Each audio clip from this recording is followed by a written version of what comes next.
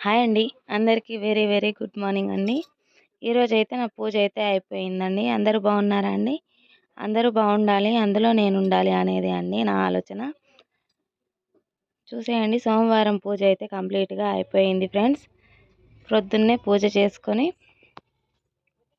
ఇంట్లో దీపారాధన చేస్తే ప్రశాంతంగా అనిపిస్తుందండి మనసనేది.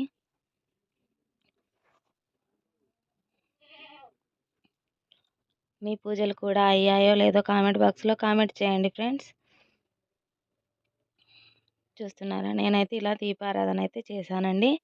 తులసి కోట దగ్గర కూడా అయిపోయిందండి దీపారాధన అయితే.